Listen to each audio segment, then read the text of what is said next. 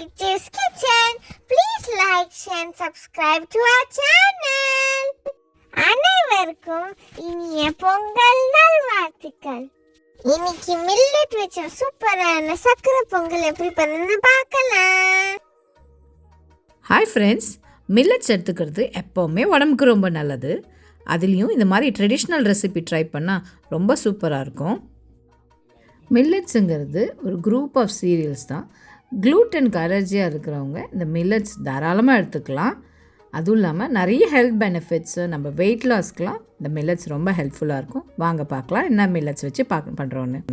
இந்த video start பண்ணதுக்கு முன்னாடி இந்த ஸ்வீட் பொங்கல் என்ன மில்லட் யூஸ் பண்ணதுக்கு கெஸ் பண்ணிட்டு கமெண்ட்ஸை ஷேர் பண்ணுங்கள். இன்றைக்கி சாமை அரிசி வச்சு தான் நம்ம பொங்கல் பண்ண போகிறோம். 1 கப்பு சாமை அரிசி, வெல்லம் 1.5 கப்பு எடுக்கிறேன், 1/2 கப்பு பாசிப்பயிறு, தேவைப்பட்டால் இன்னும் கொஞ்சம் 1/4 கப்பு வெல்லம் சேர்த்துக்கலாம்.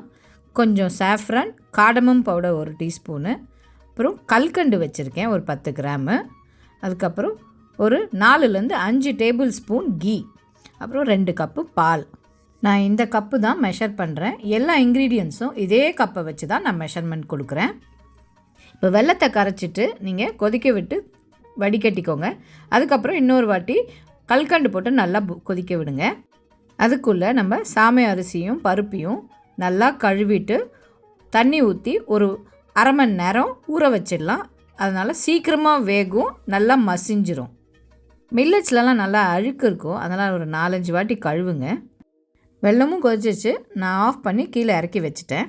சாமை அரிசி வெரி ரிச் அண்ட் பாஸ்பரஸ், அதுவும் வெயிட் லாஸ்க்கெலாம் ரொம்ப ஹெல்ப்ஃபுல்லாக இருக்கும். இப்போ ஒரு குக்கர் எடுத்துகிட்டு ஊறின சாமை அரிசியும் பருப்பையும் போட்டுட்டு 2 கப்பு பால் ஊற்றிக்கோங்க, 2.5 கப்பு தண்ணி, நான் ஊற வச்ச தண்ணியும் அதில் சேர்த்துக்கிறேன்.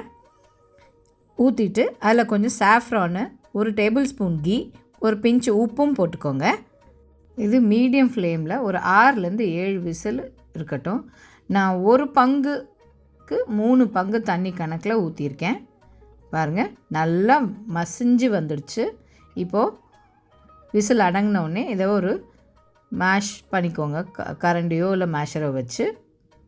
வெல்லம் ஊற்றுறதுக்கு முன்னாடி நல்லா மேஷ் பண்ணிக்கோங்க. அதுக்கப்புறமா உங்களோட வெள்ளை பாகையும் ஊற்றிடுங்க. கொஞ்சமாக பச்சை கற்பூரத்தை பொடிச்சு போட்டுக்கோங்க. இதெல்லாம் இந்த பச்சை கற்பூரம் போடுறதுனால உங்கள் பொங்கல் ரொம்ப சூப்பராக இருக்குங்க. கோவிலில் செய்கிற பொங்கல் மாதிரியே இருக்கும். இப்போ இதில் கொஞ்சம் 1 டீஸ்பூன் ஏலக்காய் பொடி போட்டுக்கோங்க. அதுக்கப்புறம் ஒரு 4 டேபிள் ஸ்பூன் நெய் ஊற்றிட்டு நல்லா மிக்ஸ் பண்ணிக்கோங்க. தலை இப்போ கொதிக்குது இல்லையா, இது நல்லா லோ ஃப்ளேமில் வச்சுக்கோங்க. அது திக்கார வரைக்கும் அது லோ ஃப்ளேமில் இருக்கட்டும். பொங்கல் நல்லா கொதித்து திக்காய் ரெடி ஆகிடுச்சு. பார்க்க இப்படி தனித்தனியாக இருக்கும் போதில் ஆறின பிறகு சரியாயிடும். இப்போது நம்ம இதை வறுத்த ட்ரை ஃப்ரூட்ஸ் போட்டு கார்னிஷ் பண்ணி சர்வ் பண்ணலாங்க. ஹோப் இந்த வீடியோ உங்களுக்கு பிடிச்சிருக்கோன்னு நினைக்கிறேன். ப்ளீஸ் நீங்களும் இந்த பொங்கலை ட்ரை பண்ணிவிட்டு உங்கள் பொங்கலை கொண்டாடுங்க. அண்ட் உங்கள் கமெண்ட்ஸை ஷேர் பண்ணுங்கள். See you soon with another interesting recipe. அனைவருக்கும் இனிய பொங்கல் நல்வாழ்த்துக்கள். Eat healthy, stay healthy. Bye.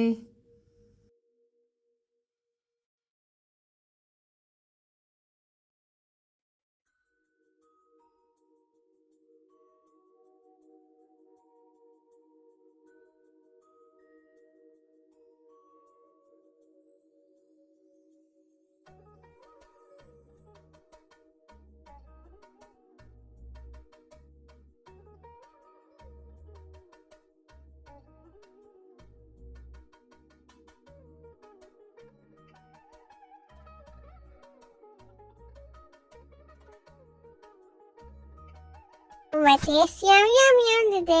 Friends, உங்களுக்கு இந்த வீடியோ பிடிச்சதுனா மறக்காம லைக் பண்ணுங்கள், ஷேர் பண்ணுங்கள், சப்ஸ்கிரைப் பண்ணுங்கள். பாய். Stay healthy. Happy Pongal.